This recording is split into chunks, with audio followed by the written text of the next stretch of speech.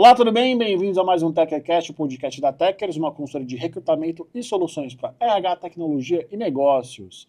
Meu nome é Eduardo Saig, sou um homem branco cis hétero, estou usando a minha tradicional camisa de manga curta social. Sim, Brasil, país tropical, a gente merece usar a camisa social de manga curta sem ter preconceitos, sem as pessoas olharem pra gente na rua de uma maneira estranha e preconceituosa, tá?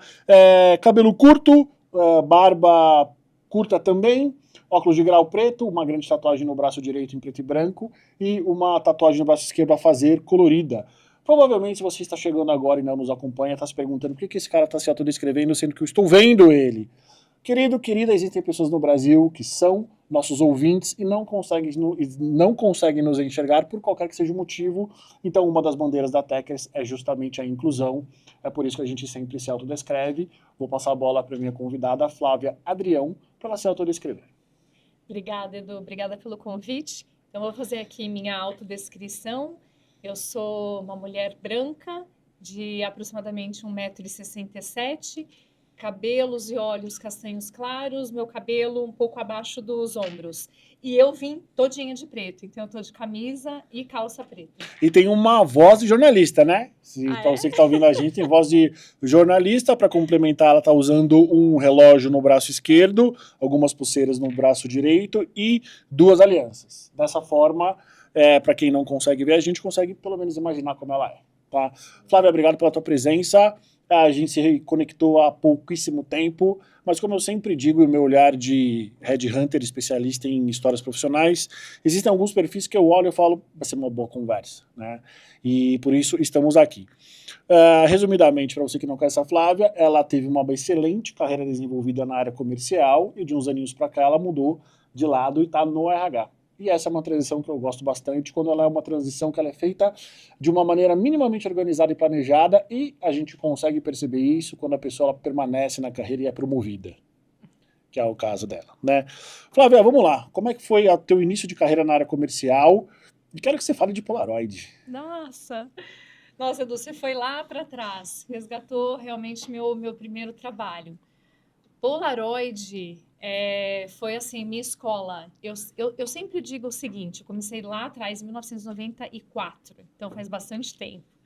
E eu digo que quando a gente tem a oportunidade de começar num lugar com pessoas muito boas sendo seus mentores, é uma grande chance de você ter aí bons passos adiante para o teu sucesso na tua carreira.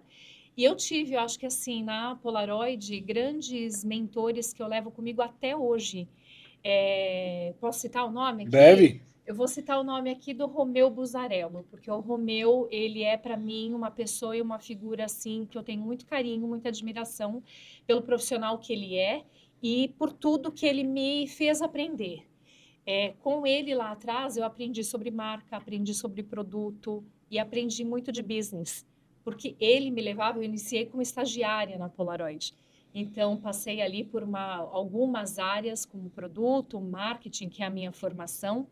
E com o Romeu, eu tive a oportunidade, apanhei bastante, mas eu tive uma oportunidade de conhecer de mercado. Uhum. Ele sempre dizia para mim, ele me chamava de Flavinha, ele falava assim, Flavinha, nunca espere da cadeira de um escritório que as coisas vão acontecer do jeito que a gente planeja. Com certeza. Você tem que ir para campo. Então, com o Romeu, eu acho que lá atrás eu aprendi isso. Vai para campo, conhece o mercado, conecte-se com o cliente e entenda o que ele precisa para ver se aquilo que a gente está oferecendo realmente está alinhado com os interesses deles. Foi ali que você começou a vender? Parte comercial? De uma certa forma, sim. Porque eu acho que tudo que a gente, qualquer que seja a área que você atua, você também tem que colocar a venda, você tem que colocar o que você pretende com o outro. Qual é a troca, qual é a relação de troca que você pretende. Então, acredito que sim. Não era vendas a área, vendas eu tive, né, com a Suzano, com a empresa onde eu passei quase 19 anos, mas pode-se dizer que sim. Aproveitando, como é vender celulose? Como é que é isso? Como que é fazer o comercial de um... Eu nem sei como se parece celulose. Eu sei, obviamente, papel, né? Todo mundo sabe, mas como é que se vende isso? Parece quando a gente fala de um commodity, de um produto que é commodity, as pessoas acham que é fácil, mas eu acho que é aí que entra a grande diferença no atendimento que você tem que ter junto com o teu cliente. Porque celulose ou papel, que parece tudo igual, ele não é. Então, assim, ele não é quando você entra com detalhes importantes no atendimento, como entendimento do negócio do cliente. Na área comercial, que foi onde eu comecei, todo mês é um mês. Então, Sim, você tem aquele dinamismo. E a vendedor não tem meta passado. não tem passado. Entrou um mês, você tem que correr para garantir a sua meta. Fechou, mês seguinte começa tudo de novo.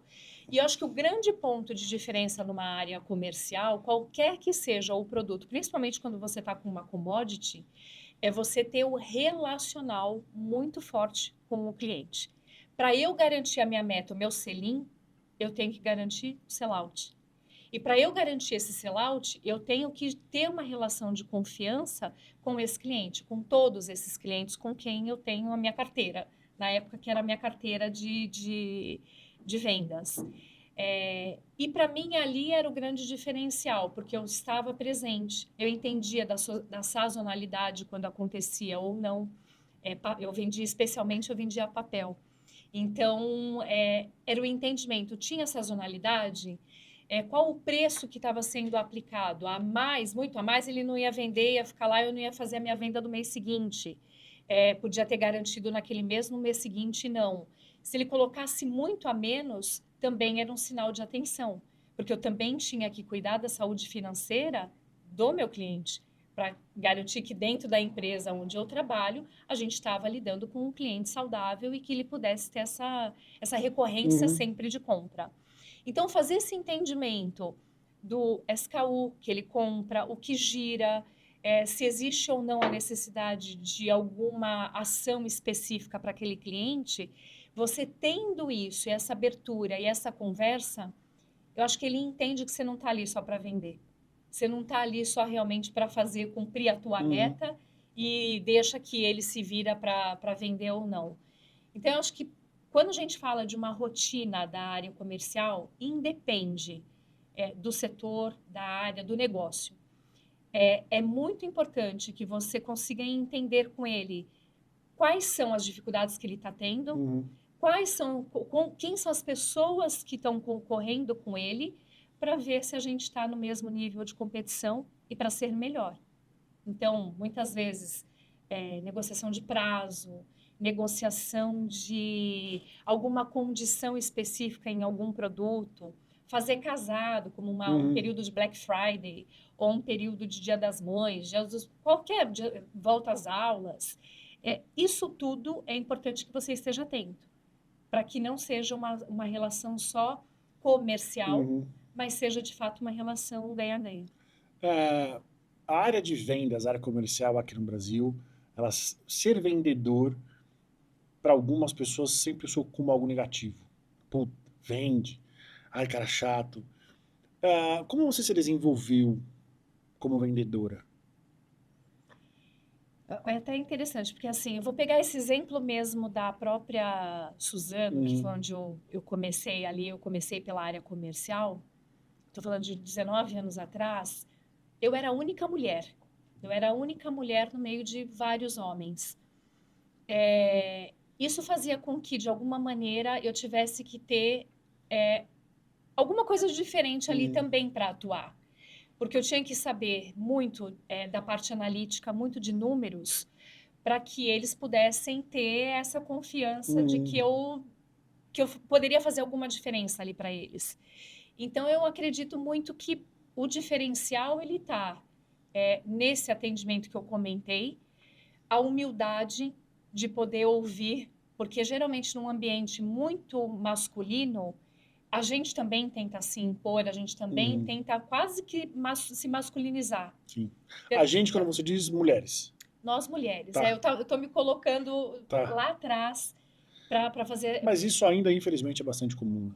Infelizmente a gente hoje, quando eu olho para nossa área comercial dentro da empresa, ela tá 50-50, ela tá A Suzano equiparada. uma baita empresa. Ela é uma escola É uma baita maravilhosa e empresa. que eu acho que puxa É. uma série de tendências. E ela é uma baita empresa, pelo menos nos últimos 20 anos, desde quando eu quis ser trainee em algum momento da minha vida. Ai, que legal. Obviamente devo ter prestado e não devo ter conseguido, mas eu, como sou especialista no recrutamento de profissionais da área de RH, a gente vai percebendo as escolas que vão perdurando.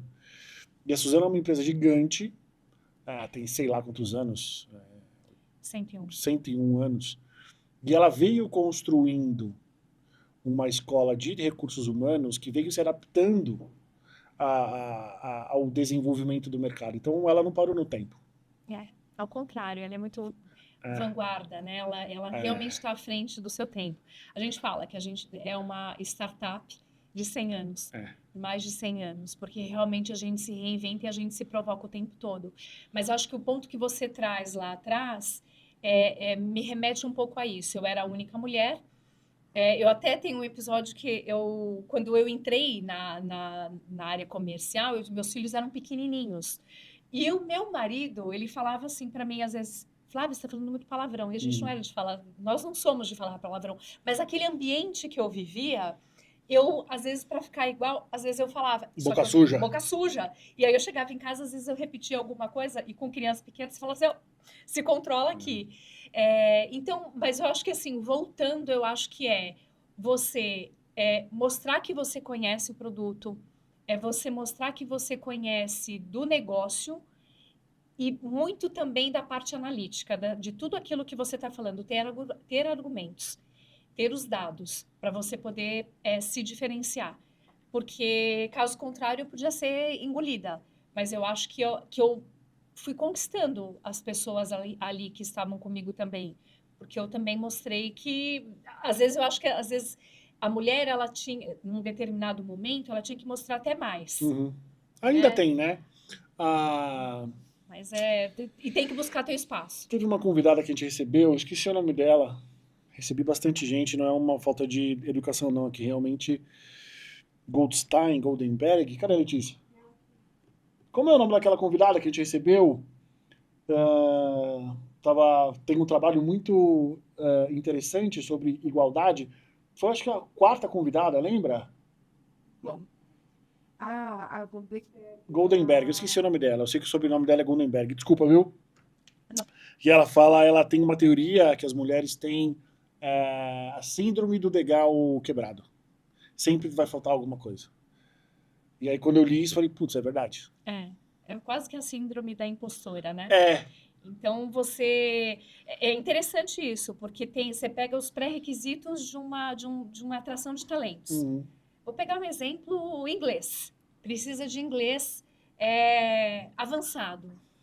O homem, tá, Ele se arrisca. Ele se arrisca e vai, ele tem. A mulher, se ela entende que ela tá ali entre intermediário, ela fala, nossa, não, eu tenho tudo, mas eu não preencho esse pré-requisito, Exatamente. ela não vai. Exatamente, é isso. Verdade. Nesse momento, Flávia, qual era a visão que você tinha da área de recursos humanos? Como é que era o RH para você antes de você ser RH? Quando você está do outro lado, você sempre é a pedra, né? Não um telhado de vidro.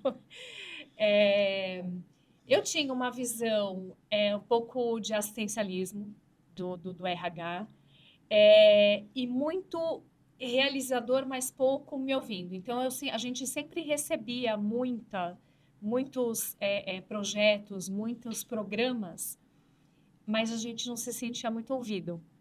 Então, a gente recebia para executar. Então, a área executava programas, quaisquer eles que fossem. E aí, de novo, eu tô me referindo a um período em que eu não conhecia nada de RH. Eu era cliente. Sim. Então, eu tinha ali uma parceira que me atendia, mas simplesmente com aquilo que era a BP. Que a BP, a Business Partner, mas que me atendia naquilo que eu demandava, ou uma atração, ou um desenvolvimento pontual, ou eu era a consumidora daquilo, de todos os produtos que o RH produzia e liberava isso para a empresa inteira. Então, eu acho que eu via o RH sempre assim, puxa, mas eu podia ter mais. Eu achava sempre que eu podia ter mais. E o que era esse mais? Era ter ele do meu lado. Talvez ele me ouvindo, ele entendendo qual a minha necessidade, do que eu precisava para desenvolver os meus talentos. Uhum. E talvez menos produtos prontos. Eu acho que a Tá. gente sempre teve uma sensação de que a coisa ou vinha pronta ou ela vinha se eu demandasse. Mas se eu demandasse, ela passava acho que por um processo E demorava muito para tão chegar. grande que muitas vezes eu falava, deixa que eu mesma vou fazer. Deixa que eu mesma vou treinar. Deixa que eu vou comprar esse treinamento, esse desenvolvimento, qualquer que fosse a necessidade. E hoje você, como recursos humanos, quais eram, dentro dessas demandas, eram de quais principais subsistemas? Era só treinamento ou tinham, obviamente, recrutamento também, mas recrutamento, na via de regra, sempre funciona bem. O que era além disso, dentro dos principais subsistemas tradicionais? Acho que o maior é atração de talentos. Uhum. E quando você não enxergava dentro, às vezes acontece de você contratar alguém que ela não se encaixa, ou na cultura, ou dentro da área, ou no perfil mesmo. Isso pode acontecer. Mas sempre a gente fica naquela tentativa assim, tenta mais um pouco, mas você está fazendo o teu papel e o RH não estar com você para entender o que precisa ser feito. Eu acho que assim a gente levou muito tempo, em alguns momentos dessa etapa, a gente levou muito tempo para reconhecer que a gente cometeu um erro. Uhum. A área de RH junto com a área o corporativo, a gestão, e vamos trocar. Porque Erra rápido. erra rápido, corrige rápido, né? Erra, corrige e muda o cenário. Acho que esse é um ponto que só que eu também não enxergava toda a complexidade que é uma área de RH e todos os seus subsistemas. Era a minha próxima pergunta, né? Nesse contexto que você está falando para a gente, mas com a consciência que você tem hoje, o que a Flávia Comercial deveria ter entendido sobre recursos humanos? A área, eu vou fazer ao contrário, assim, eu acho que a Flávia Comercial, ela estava muito próxima do cliente. Uhum. E hoje, como RH, eu vejo isso, esta necessidade de entender profundamente o negócio, de junto da gestão, junto daquele teu cliente, buscar qual é a estratégia, e ela tem que estar clara, porque se ela não estiver clara para esse gestor, quiçá a gente vai conseguir passar isso para todo mundo. O que se espera, qual é o output, e para que aquilo aconteça, a desenhar um plano. Porque podem ser em N frentes de RH. Pode ser desde da contratação de um talento, qual é o perfil que esse talento precisa ter para ele entregar os resultados necessários para aquela área, como desenvolvimento ou resgate de alguém dentro dessa determinada área que a gente estiver atendendo, como também ter a conversa difícil, talvez, de falar, não é o perfil, e a gente tem que fazer uma adequação aqui. Então, olhar para a estrutura, olhar para a remuneração, olhar para cadeiras críticas dentro da área, para entender se as pessoas que estão ali contidas são aquelas pessoas que vão fazer o resultado esperado do gestor. Então, eu acho que esse entendimento, da mesma maneira como a gente entendia lá, eu tinha o meu selinho, o sellout, qual é, dentro da área de negócio que eu, como RH, tenho que atuar, qual é o objetivo, qual é a meta que a gente tem? Tem que ter. Uma meta sempre tem que ter dentro de qualquer área, qualquer negócio, mesmo que seja transversal. Qual é a meta? E como que eu faço para chegar nisso?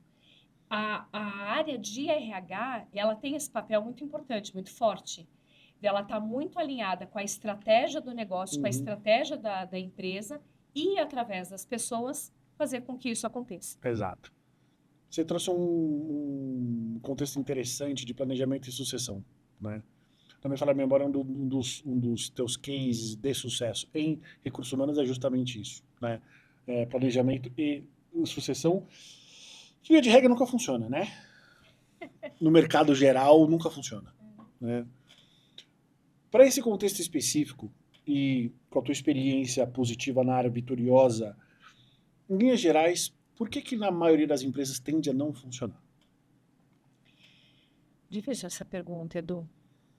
Você acha que eu trouxe você aqui? Por quê? A gente quer saber qual é o teu segredo. Difícil. Eu vou pegar um exemplo que eu acho que foi o que me fez sair do business e vir para a área de RH. Hoje eu tenho essa consciência, mas quando aconteceu e quando eu recebi o convite, eu até falei, nossa, mas por que eu para a Quem área fez o de RH? convite?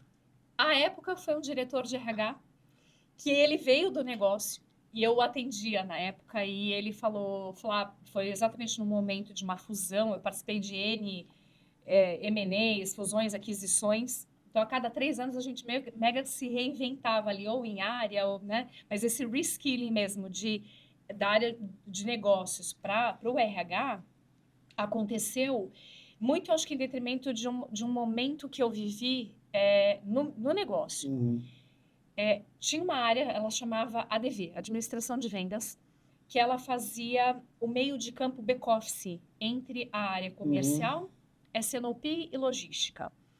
E quando eu recebi o convite para cuidar dessa área, eram mais de 20 pessoas dentro dessa área, mas ela não era uma área reconhecida. E as pessoas até falavam, Flávia, mas tem certeza que você vai para essa área mesmo?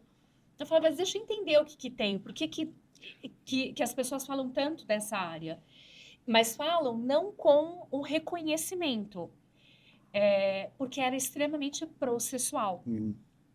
E quando eu fui ver os números da área, assim, o absenteísmo era altíssimo, muito grande. Quando eu vi olhar os motivadores desse absenteísmo, era tudo CID, era afastamento por consultas médicas. As pessoas ficavam doentes. Mas tinha uma coisa por trás disso, que era justamente o reconhecimento. Era um pool de atendimento, que quando entrava um pedido, essas eram as pessoas responsáveis por fazer o negócio acontecer. Imputar o pedido, fazer todo o transacional entre as áreas internas, o processo interno, para fazer com que esse produto chegasse na casa do cliente. Só que não tinha nome e nem sobrenome. Era um pool de atendimento através de um protocolo. Então, o que eu percebi foi, essas pessoas estão faltando serem vistas. E o que eu acabei fazendo foi uma regionalização desse atendimento. Então, eu peguei como já era na área comercial, então eu formei duplas e trios para atender o Norte, Nordeste, cada uma das regiões, e aí passou a ter nome e sobrenome no atendimento daquela regional. Então, você era da área comercial, eu mudei o nome da área de ADV, eu mudei para Customer Service. É sutil, mas é importante porque a pessoa também se sente no empoderamento daquela área de atendimento ao cliente. E passou a ser o Edu e a Flávia. Então, quando o cliente queria saber do produto dele, de como é que estava o pedido dele, tinha o Edu e tinha a Flávia para atender. O resultado daquela regional era nosso. Então, não era só mais da área comercial, era nosso. Então, o que eu passei a entender é o seguinte, que a valorização e o resultado também tem que acontecer através das pessoas. E elas têm que se sentir partícipes disso. Quando isso tudo aconteceu, eu passei a ter um problema bom, porque o absenteísmo, aquela coisa toda mudou, a gente passou a ter indicadores melhores, até o NPS, não era NPS na época, era uma outra forma que a gente media junto com o cliente, mas passou a melhorar também significativamente esses números, porque a pessoa, ela se sentia responsável por isso. Sim. Então, passou a ser um celeiro de talentos. Então, de forma muito mais direta e clara para a área comercial, mas também para outras áreas, área logística, entre outras áreas. Então, para mim, eu acho que o segredo além de conhecer aquilo que a gente falou do negócio, a gente empoderar, a gente engajar, e para engajar, as pessoas elas têm que se sentir que elas fazem parte daquilo. Ela não vai somente executar um pedido porque chegou um pedido ali. Ela faz parte daquele resultado e quando o resultado é bom, ela vibra e ela comemora junto, porque ela faz parte daquilo. Se não tiver bom, também ela é responsável. Mas beleza, qual é o plano de ação? O que vai ser feito? falta algum desenvolvimento, falta alguma ferramenta, falta alguma automatização. E aí entra a visão do gestor, junto com a área de RH, para fazer esse entendimento. O que precisa para a gente chegar nesse resultado? Então, tudo que eu vejo hoje como esse passo que me trouxe até a área de gente, eu faço esse link com o que eu aprendi lá atrás. Muito na área comercial, mas trazendo para os dias de hoje. Então, muito perguntando para o gestor, o que a gente precisa atender? O que a gente precisa entregar? Qual é o produto final? E a partir disso soft skill, é uma hard skill, o que precisa para que essas pessoas que estão aqui realizando e executando, elas possam de fato entender que essa é a meta e ela, assim como né, o grupo que está ali, é responsável por fazer o resultado final. E essas conversas sobre as necessidades, elas são conversas sazonais ou diárias? A gente tem um ciclo de gente, que é uma agenda que é durante todo o ano, e tem os momentos que eles são os momentos definidos que a gente faz isso de forma oficial. Contudo, um feedback, contudo, uma avaliação se a gente está chegando ou não no caminho é constante, porque eu entendo que a gente sabe para chegar até um determinado mês com um determinado resultado, eu preciso ir medindo. Sem o dado, né, a gente fala de People Analytics, o meu indicador de People Analytics são N. Eu tenho desde taxa de saída, turnover, diversidade, são muitos. O negócio também tem. Então, para nós acompanharmos e avaliando se a gente está ou não chegando à meta, se eu estou chegando, maravilha, o que eu estou fazendo está dando efeito. Caso contrário, eu projeto isso para frente, até a data que eu tenho que concluir, eu não estou chegando, o que eu vou revisar no meu plano? Então, eu acho que essa agenda, ela faz muito sentido, ela ser construída e ela ter os marcos, mas revisitar, eu acho que está na mão de cada gestor. Não dá para ficar na mão do RH isso. Eu acho que isso tem que ser uma responsabilidade de cada um dos gestores, de cada negócio, porque se tiver necessidade de revisitar, e se essa adequação ela tiver relação com a área de RH, o RH, o parceiro, vai estar lá para poder ajudar. Na tua visão e com essa tua experiência dos dois lados, né? Quais são os conhecimentos básicos que um gestor de negócios precisa ter sobre RH?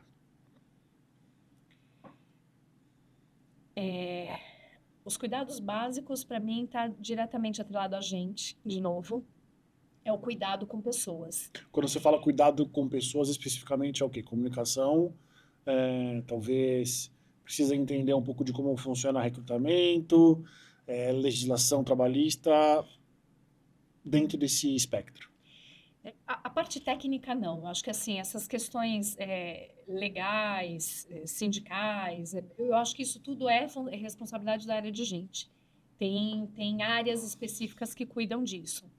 Mas o gestor, ele precisa ter a comunicação, feedback.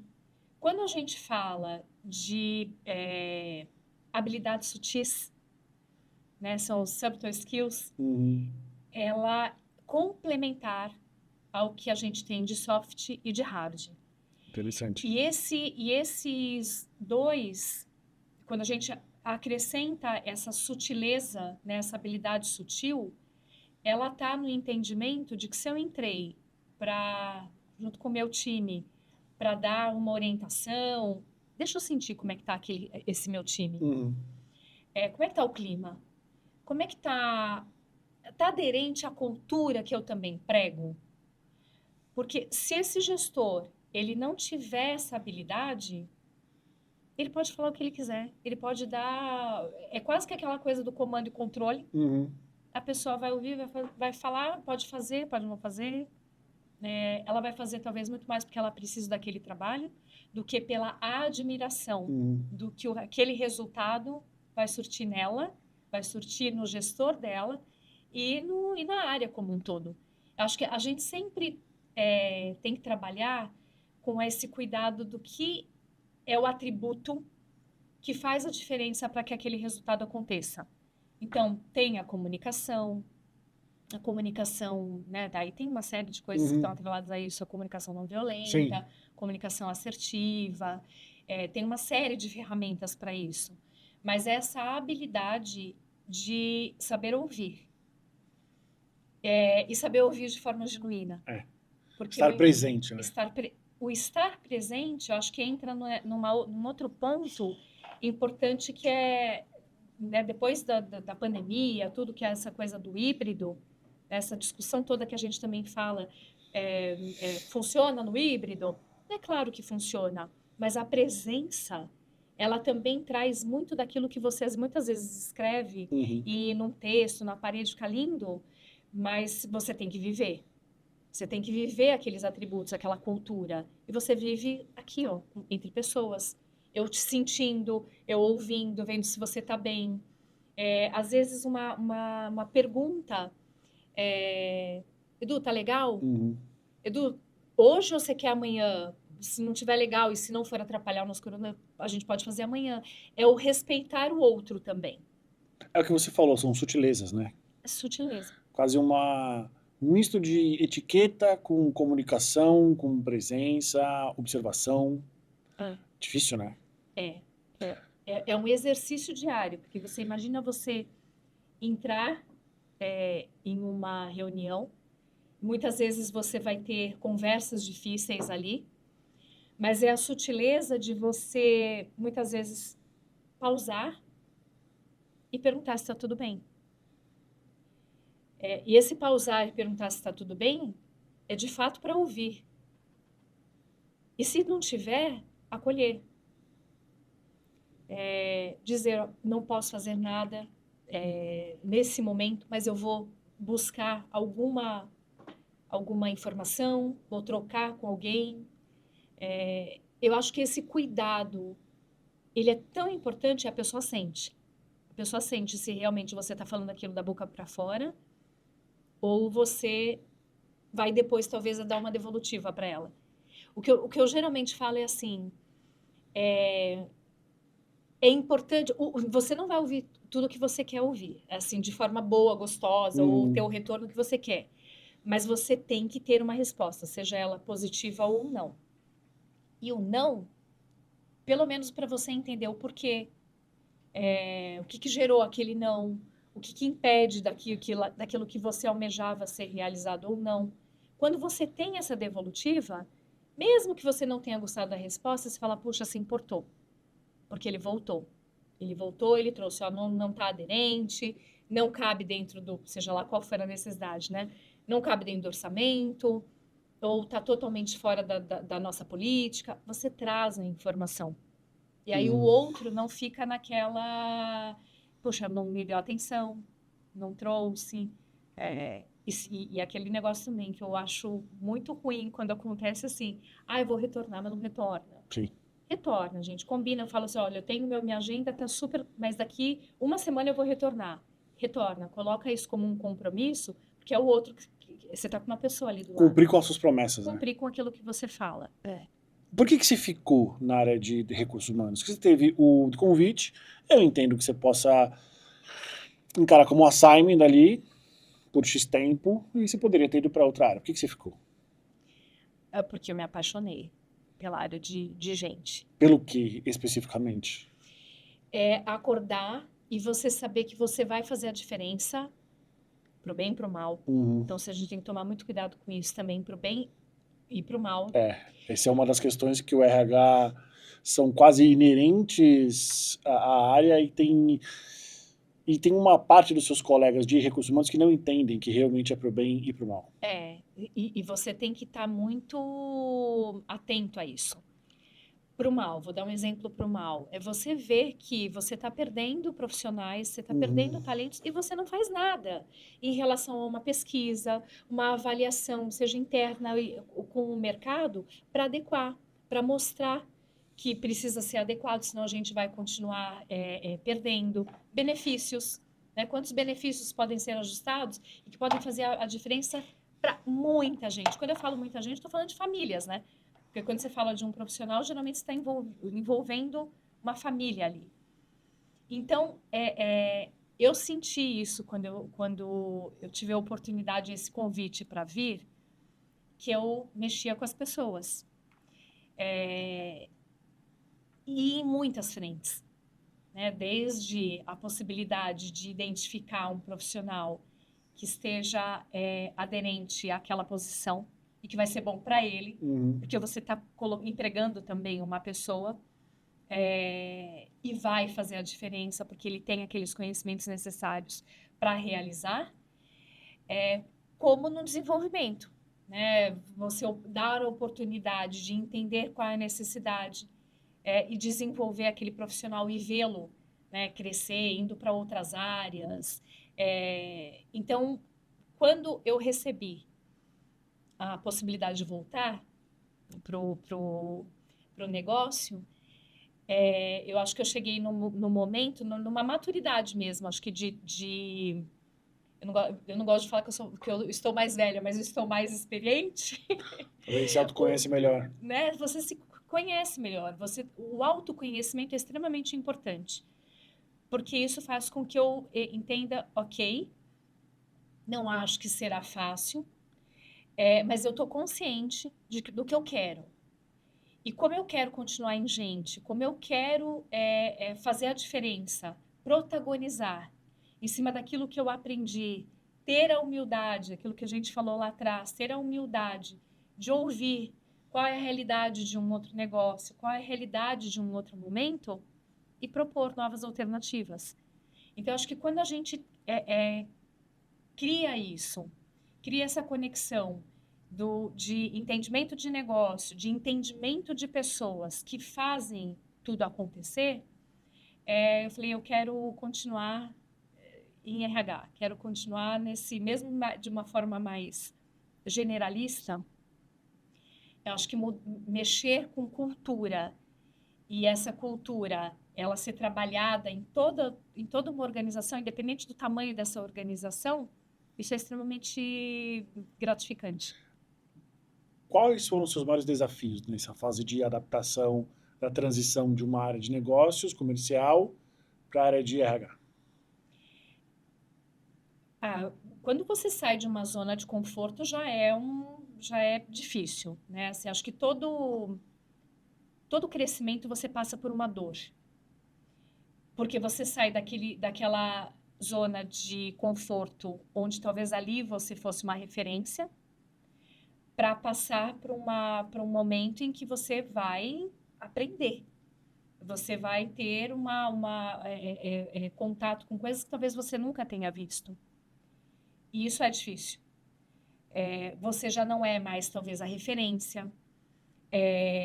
Você vai criar e conquistar tudo isso. Então, quando eu fiz essa migração, eu passei por esse momento. Até que você vai realizando, você vai entregando, você vai ouvindo. Eu acho que é isso, ouvindo e entregando, para você falar, puxa, estou começando a me sentir novamente segura para realizar o que quer que venha pela frente. Né? Nesse momento, nesse contexto que você estava de experimentação, qual foi o subsistema de recursos humanos que talvez você não conhecia ou tinha pouco contato quando negócio, que você se surpreendeu positivamente? Nossa, eu não sabia que isso existia e agora eu sei. Toda a parte sindical eu não conhecia. E quando você trabalha principalmente numa indústria, tem um cuidado Sim. muito grande. E parte de benefícios também. Eu acho que tudo que você tem e enxerga de possibilidades que são interessantes, que vai ajudar para a atração que vai ajudar para a retenção, até cuidando de custos mesmo. Porque tem muitas das coisas que hoje, às vezes, a gente fala assim, poxa, eu posso dar esse benefício, ele vai fazer a diferença para o colaborador, às vezes num custo tão pequeno para a empresa, mas isso mexe um ponteiro de employee branding, por exemplo, tudo isso eu não conhecia. Então, eu fui me apaixonando cada vez mais que eu fui aprofundando e entendendo a importância, a relevância do RH para o negócio, que você pode sentar à mesa e entender quais são os próximos passos e o que eu tenho que me preparar para que isso também aconteça, isso tudo é muito... Acho que é tudo muito gratificante, é muito legal, e ao mesmo tempo te deixa aflito. É desafiador? É desafiador. Flávia, olhando para trás agora, quais foram os seus principais projetos na área de recursos humanos que validaram você para você mesma, do tipo, cara, consigo fazer isso? Eu acho que tiveram alguns de cultura e alguns de... Eu acho que eu vou pegar um que eu fiz, que assim, eu falei, nossa, eu vou fazer isso, vai mexer com muita gente, que tinha relação com o plano de saúde. Né? Plano de saúde, a gente sabe que é o benefício mais importante. Sim. Assim, e tem que ter muito cuidado para mexer nisso. E a gente tinha uma adequação a ser feita. Ali, eu acho que o que validou, porque eu tive pessoas também muito boas ao meu lado. Porque eu não fiz aquilo sozinha, claro, né? Eu tive uma força muito grande, uma parceria de duas áreas que eu nunca vou esquecer. A própria área médica, porque como eu lidava com saúde, para fazer a troca, a gente fez uma longa pesquisa para entender quais eram as habilidades médicas, né? Que não tinham e que a gente tinha que buscar credenciamento, fossem eles em hospitais, médicos, clínicas, para que não tivesse perda. Então, a área médica entrou comigo, mas com uma força e com uma potência tão gostosa.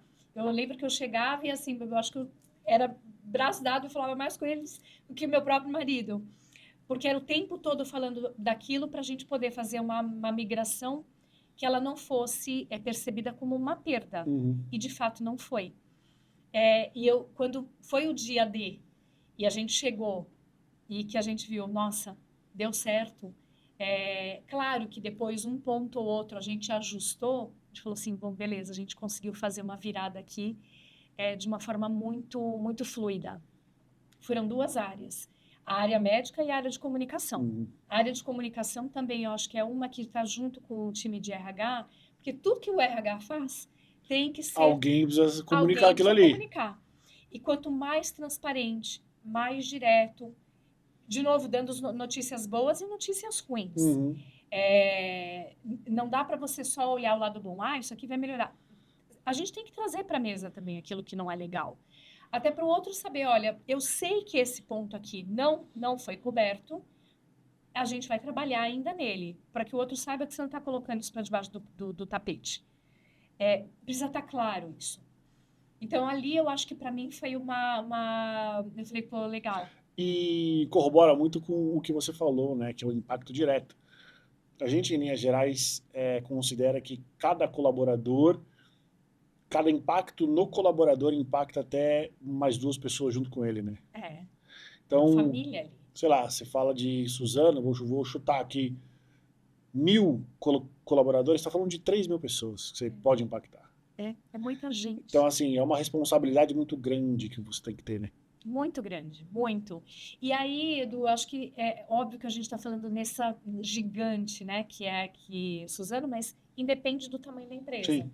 Porque quando você sabe que você tem ali um número de pessoas que estão com você, que confiam em você, que estão fazendo com que o teu negócio ele prospere, ele seja longevo, são para aquelas pessoas que você tem que cuidar. Então, trazer o que é e o que não é possível. Até porque para você ir melhorando qualquer que seja o benefício, todo mundo tem que crescer junto com você. E eu acho que é isso que o time de RH, junto com a gestão, tem que trabalhar. Eu acho que é essa clareza que tem que ser dada. Para que, olha, não vai ser fácil, né? Não serão tempos de calmaria, mas para a gente atravessar isso, todo mundo tem que estar no mesmo barco. Literalmente, todo mundo no mesmo barco. Se alguém pular fora, se você fez a tua parte e você sabe que você fez a tua parte, faz parte. Foi. Agora, se alguém pulou fora porque você não fez a tua parte, aí você tem que falar, putz, aqui perdi, mas eu perdi porque eu não fiz alguma coisa. E reconhecer e mudar, né? Que dicas não. O que a Flávia comercial aportou na Flávia RH? O que teu passado como vendedora na atividade comercial trouxe para você e traz para você hoje como a Flávia Recursos Humanos, líder de RH? Eu acho que é sentar à mesa e entender com o gestor ali, ou com o teu cliente, o gestor que eu falo é o cliente, né? O que ele precisa. É ouvir. Porque se você, de novo, não entender do negócio, você pouco pode oferecer. Você vai oferecer tudo aquilo que tem de prateleira. E talvez ele fale assim, eu não preciso de nada disso. Não preciso desse treinamento relacionado à segurança psicológica. O que eu preciso aqui é um treinamento de empreendedorismo. Então, se você não aportar, de fato, uma escuta em que você vá trabalhar depois em cima dessa necessidade, de nada adianta. Então, eu acho que o que eu levo da Flávia Business, né, para o RH é isso: entenda o negócio, entenda quais são os valores e quais são os pontos que são inegociáveis. O que você não negocia? Isso aqui é um valor que eu não negocio, porque ele é inegociável. Segurança tem que ter acima de qualquer coisa. Não vou nem discutir isso. Então, se tem alguma coisa que eu vou fazer que pode colocar isso em risco, eu nem vou discutir. Então, a segurança vai vir em primeiro lugar. Beleza, a partir do momento que eu entendo isso, tudo que vier, eu sempre faço. É importante você remeter a isso, né? Vai violar alguma coisa de segurança? Não, então vamos seguir. E eu acho que tem um ponto também que o negócio, ele possibilita e que o RH vale trazer, vale pegar, que é aprender e tá tudo bem com os erros, assim, de forma também real, assim, putz, errei, como que a gente conserta? E não ficar massacrando aquele erro, sabe? Ficar o tempo todo em cima daquilo. Como no comercial, como no negócio, as coisas elas são tão rápidas, como eu comentei, é mês a mês, assim, qual a minha meta desse Não dá para mês? ficar remoendo, né? Não, para de remoer. Para de remoer. E isso, o RH, ela tem uma responsabilidade muito grande em momentos bem específicos da agenda de gente. Exemplo, no momento de uma avaliação de uma pessoa. O RH tem que estar muito atento. É aquela habilidade sutil que eu comentei dos vieses. Porque, às vezes, colocam à tona uma coisa que aconteceu há 3, 4 anos atrás. Acontece. Você fala assim, cara, primeiro, a gente está falando de um ciclo de um ano. O que você está trazendo é de 3 anos atrás. Então, se eu fico falando que eu sou tolerante ao erro e eu fico massacrando esse erro cada vez que entrar um fórum de desenvolvimento e eu for tratar daquela pessoa, eu coloco tudo isso por água abaixo. O RH, ele tem essa responsabilidade de mostrar, isso aqui passou. Melhorou, a não ser que a pessoa não tenha desenvolvido, não tenha melhorado. Mas se não aconteceu de novo, bola para frente. Ou coisas pontuais, foi uma vez só, não aconteceu de novo. Tem os vieses, né? A gente tem que trabalhar em cima desses vieses para que isso não seja... Para que o erro, aquilo que a gente fala, ele de fato ele seja aceito, o erro é honesto, né? Ele seja aceito, beleza, passou, o que a gente vai fazer para corrigir? Na tua experiência, tanto como executiva de negócios quanto líder de recursos humanos, quanto tempo em média a gente desenvolve um colaborador, do ponto A para o ponto B, em linhas gerais? Nossa. Linhas gerais. Eu gosto de trabalhar em ciclos, porque eu acho que o ciclo ele consegue trazer mais elementos. Uhum. Porque às vezes pode ter dado, sei lá, uma sorte Sim. em curto prazo de ter dado certo, ou um azar, né? Ou ao contrário, de não ter ido bem.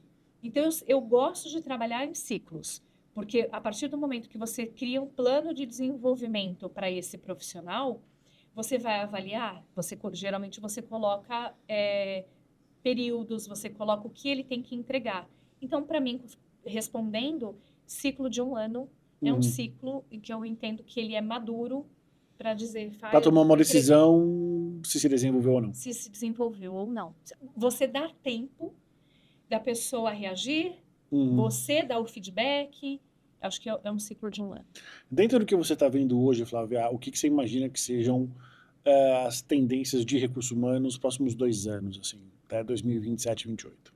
A inteligência artificial, sem dúvida nenhuma, é uma, né?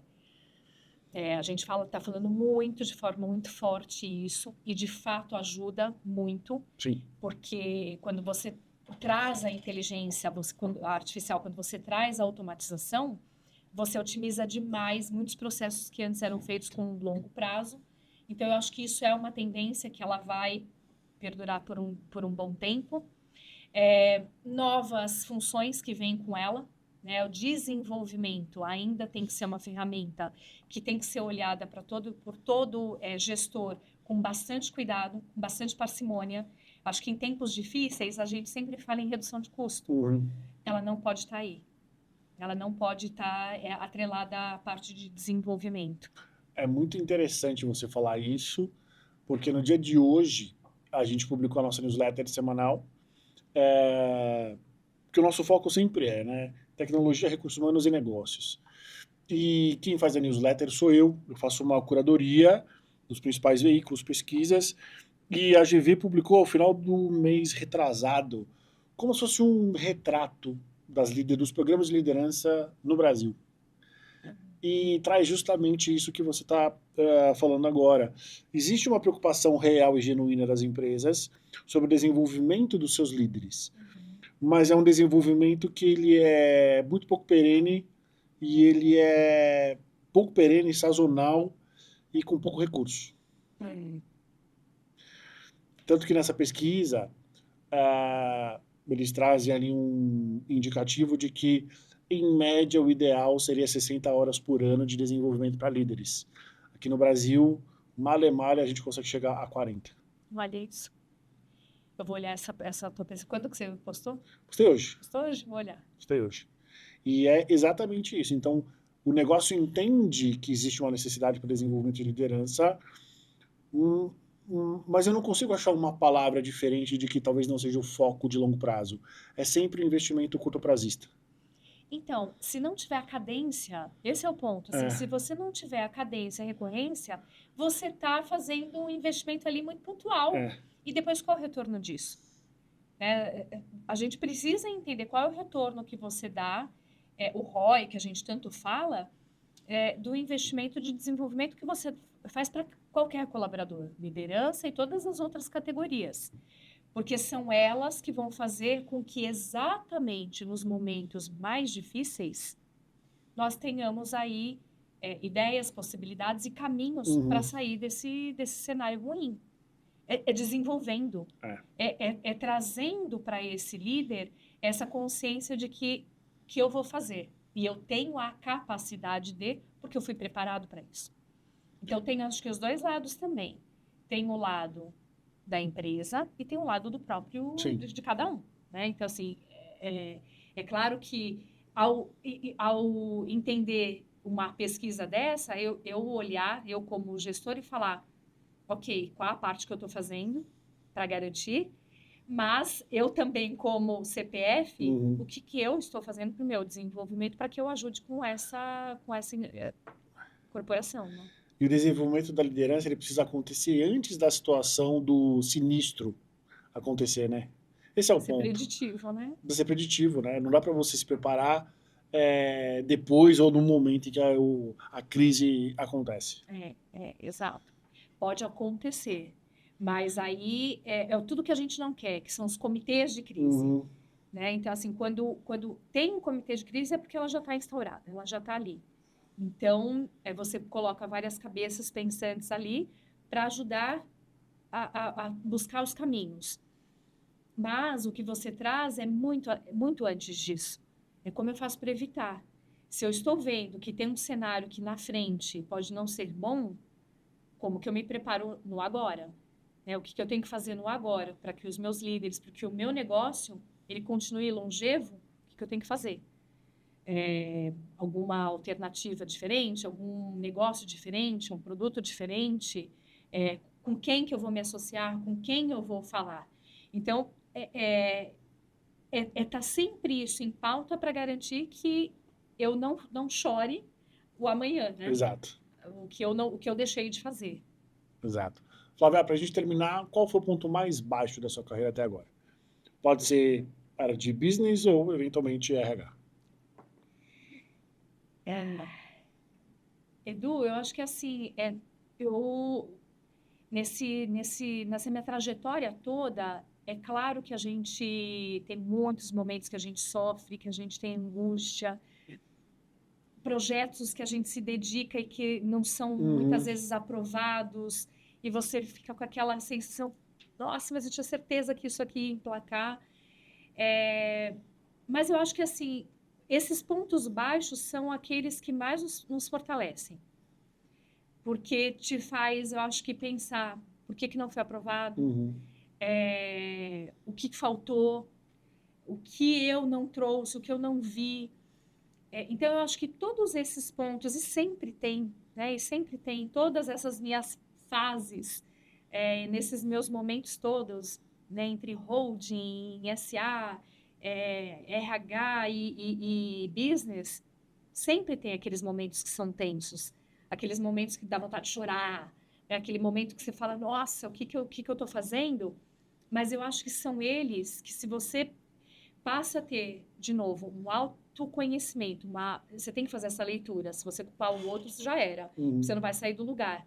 Mas se você tiver sempre essa autoanálise do que faltou ou do que poderia ter sido diferente, em que momento ele te leva para um outro patamar. Então, mesmo nesses momentos que você pergunta das baixas, para mim, eu sempre olho para eles assim, putz, mas ele me levou para um outro momento. Então, eu acho que até no momento ruim foi bom. Qual foi o momento, talvez, ruim que te impulsionou mais? Você consegue se lembrar? Eu acho que projetos, quando eles não são aprovados, assim, porque a gente coloca muita dedicação e tempo. E quando eles não são aprovados, geram frustração, gera uma frustração. Sim.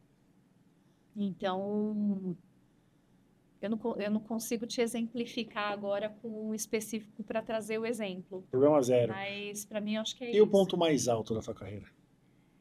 Foi a minha mudança para RH. Eu acho que esse foi uma mudança de chave muito grande. E eu agradeço muito por terem visto isso, por enxergarem. Hoje eu consigo enxergar, né, essa trajetória e enxergar esses momentos, mas o ponto alto para mim foi quando eu vim para a área de gente. Muito bom. Dica de livro, série, filmes que você tem visto, que você quer indicar para a gente? Eu vou pegar o livro, eu vou pegar com base no que a gente conversou aqui, porque é bem legal. Chama Habilidades Sutis para Líderes Contemporâneos. Tem em português? Tem em português. E quem escreveu foi Rubens Guimael. Muito bom, porque ele traz exatamente essas questões do que a gente conversou aqui. Você consegue se lembrar das principais habilidades sutis? Elas estão muito Porque esse é um tema muito interessante. Muito. Se a gente pegar, por exemplo, todas as previsões para as pessoas se prepararem para o mercado de trabalho, e é muito interessante a gente viver isso, a gente deve ter mais ou menos a mesma idade. na nossa juventude ali era muito técnico, né? Você tinha que saber.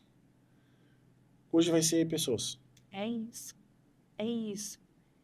Porque se a gente está falando muito de inteligência artificial, a inteligência artificial não vai pegar isso. Não vai. Essa coisa da criatividade, essa questão da inspiração, ela é sutil. E no momento em que eu estou aqui com você, eu faço a leitura do seu corpo, eu faço a leitura dos seus movimentos, isso é uma habilidade sutil. Uhum. E se eu perceber que numa sala tem alguém que está inquieto, que não está incomodado, é uma habilidade sutil. E ela está na percepção, ela está na criação e ela está na percepção do que está acontecendo. Sim.